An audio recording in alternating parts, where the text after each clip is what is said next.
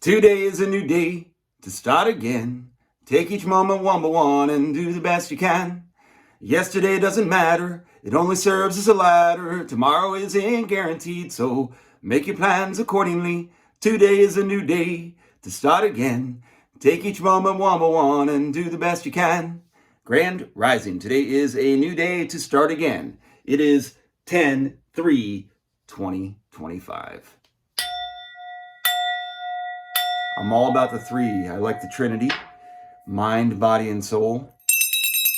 I have allegiance to all three. Well, it's October 2025. What could go wrong? The government shut down. Trump is president. I was reminded yesterday that the last time that happened was right at the brink of 2020. So there you go. I try to use words the right way now. I'm going to get right into my script, but to segue first, I had a great trip with my daughters and I enjoyed that. So I'm going to read my script and then I want to get back into doing this new day to start. I'm trying to work on enunciating, making sure that I follow through with my pronunciations. So, went to see my daughters. I love my girls. It's like filling my cup. For people that have watched my videos, I'm a father of 4 daughters. I have 3 that are all teenagers, and the hardest part about my life now is that I can only carry with me what I have of them when I leave. So what I try to do is treat my life as moments. That's the big part of today is a new day to start. Every day is a kind of a new moment. And you treat those moments the best of your abilities. But also, there's a lot more to it. You have to have a lot of discipline and you have to still live life in a meaningful, mindful way, which is what I've really been trying to do. And it's hard to do all the time on video because I have to work through things just like anyone else does. And I'm just trying to show kind of what I wrote here. So I rented a car to go on this trip. Last time I took the Greyhound bus. The first time I took my old car and my cat. So I've downgraded to not taking the cat with me to go see my kids. And I've also decided that the Greyhound experience, although something everyone should probably do once just for the enjoyment level of it. But so you have to safeguard your safety in life versus your experience. You can't always just be safe all the time. And yeah, taking the Greyhound, you're getting into some situations where people don't have very much money. And when you don't have very much money, that tends to bring out desperate measures for people that do things. And most of the time, those are coming from the same type of atmospheres that also, we all know what's going on. Why do I have to elaborate? So anyways, I rented a car this time, and it's actually cheaper to go that way, really, than it is to take the Greyhound because you have to use Uber or, some kind of ride system unless you have somebody there that has a car. So my best way is to rent a car. And that's what I did. And it was an overall nice experience with renting the car. Although from now on, when I do a pre-inspection of this car, I'm going to be much more disciplined. And that way they can't have it because it is a contract you're signing. So you have to make sure you look that car over good because it seems like they look it over really good when they come back. So I can make that trip happen more often moving forward if I just, what it was a bump on the front of my car, just to elaborate. She walks by and goes, "Was that there before?" And I'm like, "I didn't touch anything. No, and it was like a little scrape on the front, but I didn't see it before. So, but I didn't touch anything. So I guess we got through it but it was a moment where I thought maybe she might question my judgment or question my authenticity. And I guess I survived the cut because she moved on and let me go by without having any kind of altercation. So there you go. I can make things happen moving forward with that, though. And I think I can make that be something I can do more often as a trip because it's not that expensive. You can find a cheap Airbnb. I did mess up with the Airbnb. If I'm going to tell you what's going on with my life, I had a bunch that I was looking at, and I went ahead and made a reservation, and I thought I made it for one, and I made it for another one, and I didn't really follow up and make sure where until I got there and realized that it was further away than I wanted to be. But I really didn't need to be close in proximity anyways on this particular trip, so it worked out fine, and I learned a lesson. So I'm going to read my script now because it looks like I get a little bit poetic. That was my life. What I do with these videos basically is I try to give a recap of my day, my life status. Sometimes it's longer than others, and I try to also intertwine that with, I get up really early in the mornings, and I tend to do these writing sessions. I've been doing poetry quite a bit and songwriting, which none of that's been very good. So I'm going to get back to today is a new day to start for my outlet of my expression because I enjoy doing that better. So that's what we're going to do. And when I keep saying so, I used to struggle with that. But what that is I'm sowing. I'm sowing seeds. Are you ready? So here's my poetry. Faith, hope, luck, karma, justice, fate. And then I went back. Faith, to me, is following the way. Hope is chance. Luck is magnetic. Karma is balance. Justice is law. And fate is determined or determination. So then I go from fate, because I kind of draw these as some kind of a similarity. I don't know why, but that's my poetry. So fate, determined, and discipline. So being disciplined in any type of idea will lead to righteousness because you're doing the right thing really well in something you're disciplined about, which means that you're aligned. That becomes powerful, very attractive to others, and generally will form you into a leader. So then who does the leader lead for?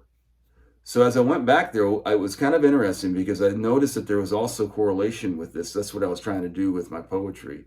And there's a tree going back. So I have fate, determined, discipline. Then I have justice, law, righteousness. Then I have karma, balance, powerful.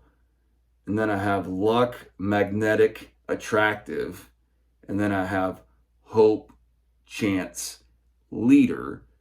And if the leader continues to lead in that way, following the way, that's what I was alluding to, is that a good leader that becomes very attractive because of his discipline, making him righteous or her righteous and powerful and attractive, no matter what discipline it is, that can be the righteousness isn't exactly right. It's just you're aligned. Left is also very important. What are you leaving when you're right? You like that? All right. So I don't think I need to expound on that. So then what I went on from there was, if leaders continue to follow the way, they will continue to grow.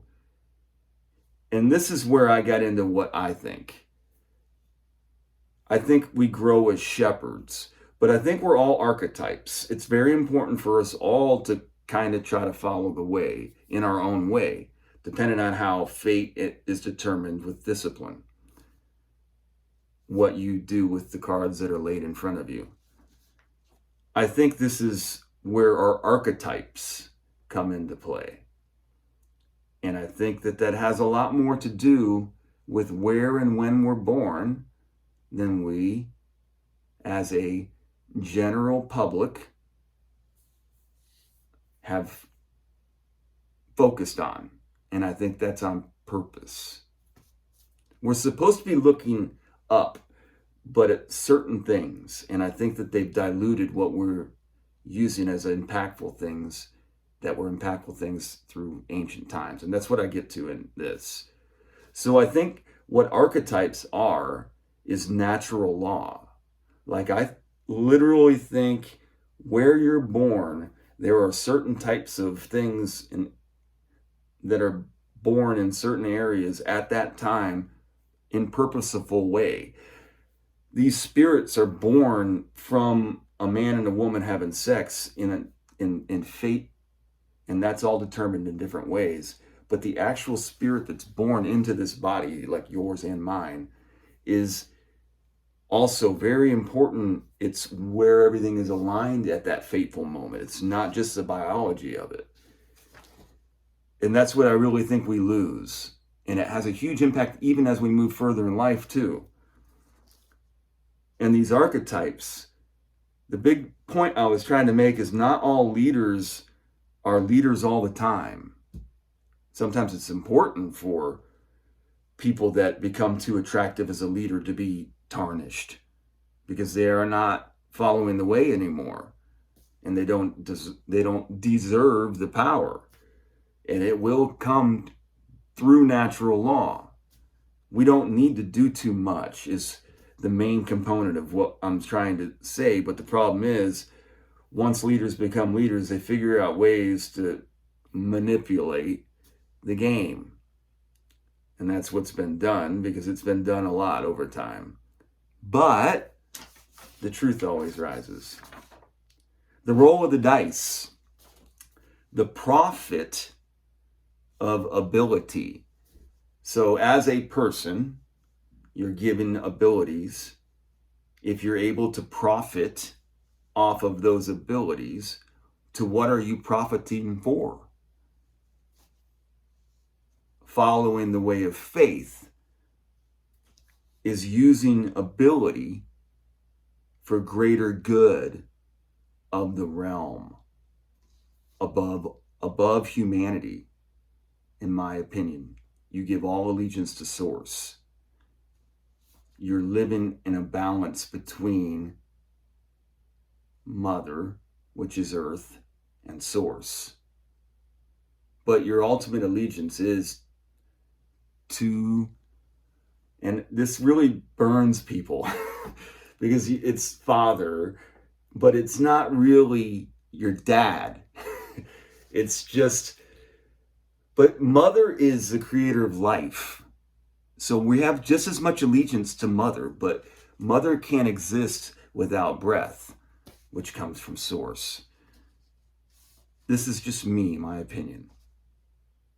So really, in essence, too much of anything, either way, too much allegiance to father or too much allegiance to mother will end up in disruption, which is not what we want. We want harmony. I think that anything of conscious level, for me, seems to be what I've read and seen, finding balance and finding this harmony and being what your part is in that. If you're supposed to be bad, then you're bad to others. So be good. Must live by example. Practice what you preach.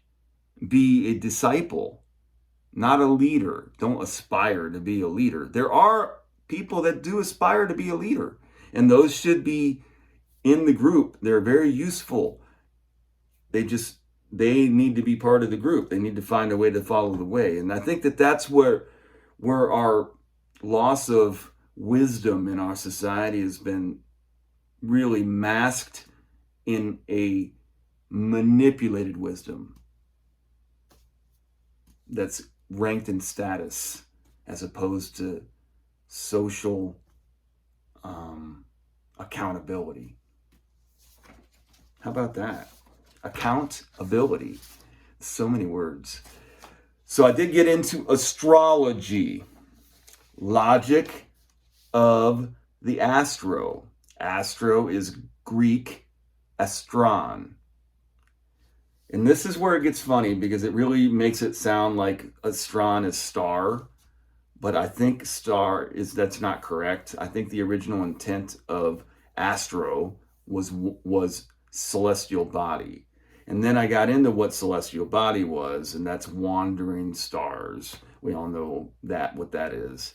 But it's the five gods. And what I think is really important is we've mass this idea of what astrology is into these charts and graphs. But in essence, in the original intent of the word, it was about the five gods. So then I'm like, well, what are those? Because we know them as the planets, but I wanted to know what they actually were according to what they thought. Because thought is important. Thought is what's this? Thanos? Thanos. But also Athena is thought, right? Maybe. Athena's butterfly, thought. Also, what is it? Thoth? Thoth. That's what I was trying to get to. I couldn't find it. Emerald tablets of Thoth. Thought. What they thought is something that was given to us, and I think it's Athena's butterfly, but I got off track. Let's stay back into the celestial body, the five gods. So, what are they? They're the Astra Planeta. Astra Planeta. I'm going to botch this speaking. I don't know what it is. But they are called Stilben, this shining one, which is Mercury. Stilben, shining one, Mercury. And then there's, this one is interesting. It's Eos Oros, the Dawnbringer, which is Venus, which actually has two archetypes to it, if you want to call them archetypes, whatever you want to call them. Hesperus and Phosporus, which is Venus in the morning and Venus in the evening, basically, is what they're saying. And I don't know if that's true. They have all this conjecture that they add as fact. That's what's so crazy about this. So I could have dug deeper into all of these words, but that would have taken me forever. So I'm just going to stay with this part. That's how deep this stuff goes, though, in my opinion. The deeper you go, the far closer you get to the truth, which always connects to basically the same kind of thing. So then you have Pyrrolus, fiery one, which is Mars. And then you have Pathon, blazing one, which is Jupiter. And Painon, shining one, which is Saturn. So it's the five planets: Mercury, Venus, Mars, Jupiter, and Saturn. I truly think that those five, along with all of it, really, the celestial bodies, have one-to-one impact on your literal essence and your reality where you are, and really across everywhere. And it is a playback, but it's just something that we should be much more aware of. I don't even know. It's the tip of my knowledge. I wish I knew more. I just don't have access, and I'm lazy. So then there's alchemy, and that's comes from chemia. So you have astrology, because they make it out to be astrology is so stupid. But what that is basically, it's the logic, the light of the wandering stars is what astrology is. It's understanding what they're doing. And then alchemy is, chemia is where it comes from, land of black earth. That's basically where I found the origin, but there is also an Arabic, but I'm just going with Greek because it's a Greek theme, and I could probably mesh back into the Arabic stuff, because I actually think for a second there, I almost went with that. I think maybe the Arabic culture was more into alchemy, and whatever culture is associated with astrology, which probably would be Latin, maybe, would be the Greek, like there's obviously some different cultures going on in different parts of the realm. Whether they were at the same time period, it looks like they were. It's hard to tell. I don't believe in all the dating, by the way. What is the origin of alchemy? So this is very interesting. I looked that up. It's the aspect of thought that corresponds to astrology. So what I'm trying to say is it's more than biology. It's literally how we think and what we think about is affected by. I don't think all of our thoughts, if any of our thoughts actually, come from like some central point in our brain. Like we ain't in control of this. We have all kinds of stuff that's going on. And it's all having effects on us. And we should be aware of that. We are an instrument. That's part of what our awareness is. And we talked about that as beware too, is part of what we should be doing. What we're taking in at certain times, because I think there's probably amplification of some sort, depending on how close they are or how far they are or where they line up in the other celestial bodies that we don't know anything about because we've been looking at pictures of dots. Alchemy is what we can do within Black Earth. So what I think that alchemy is, so then I got to stay back on topic, because what alchemy is Black Earth, is what I think it is. It's not just the metal, the metallurgy of it. That did evolve into what they was. Metallurgy is important. Metallurgy, I don't know how to say it. Say it, try to say it. Metallurgy, is that a word? Or am I saying it wrong? Metallurgy? Try it. Metallurgy. Are you with me? Bueller. Alchemy is what we can do with the Black Earth. It's what we do with the Black Earth. We're all part of Black Earth, though, which is Mother. She black. All right, so I probably just got fired. I centered that. So here's what I say. We were scattergunned away from discipline of what, like these really, really central things that would help us all. And I think that it's all natural law. If we actually followed it, we would know, following like what the ideas of the Farmer's Almanac and things like that, instead of watching the Weather Channel. And we shouldn't be concerned as much as a collective about what's going on everywhere else. There are archetypes. If you're disciplined and you have the ability to be able to make major change following the way, I'm all with it. If you be careful, it gets really rough from what they say. And some get beheaded. I don't want to get beheaded. I'd rather stay like maybe, yeah, I'd like to like have a little bit more comfortable lifestyle so that I could feel more free. But you know what? I keep saying that, but what I just did, I traveled and saw my daughters and came back. I'm safe at home. I could do that again if I wanted to relatively soon. So I'm starting to build into a situation where I feel like I can do what I want to do. And you're supposed to, going back to, have faith, follow the way. Make sure you're following.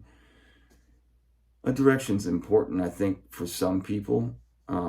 And I probably need to get myself into a certain direction. You got plenty of time as long as you keep following the way, and that's part of keeping your temple. And I've been doing really well with that. So I got a lot of tread still on my tires. I wanted to keep this short. So we're at 23 minutes. I wanted to keep this short. Maybe I get on a streak of doing these videos again. I do enjoy doing them. Alchemy has nothing to do with money and has everything to do with gold. Stay gold, pony boy. Stay gold. Do great. Be great. Be grateful. Little aftermath. Like I said, I had a great experience with my daughters. One in particular, because that was most of my trip was themed around one of my daughters plays golf, and I wanted to try to give her a little bit of guidance. I have a lot of experience with golf, and I had to try to give her just enough to where it wasn't overwhelming in a small amount of time.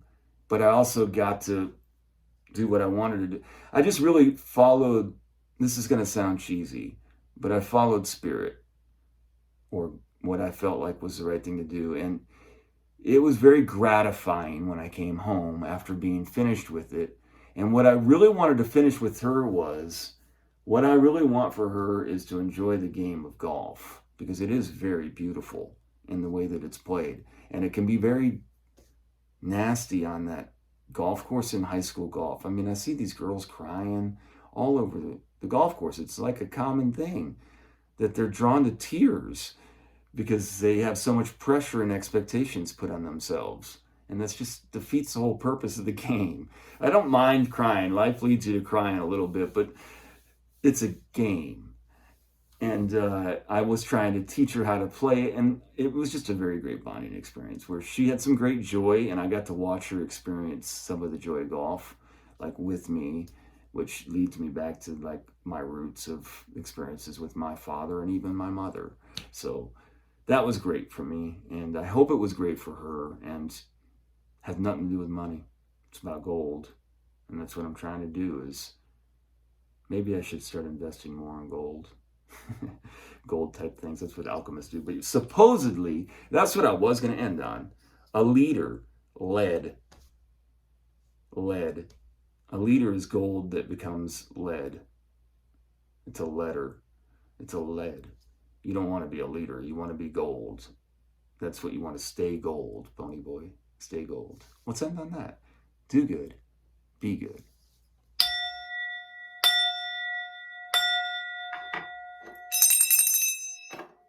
There's always another day.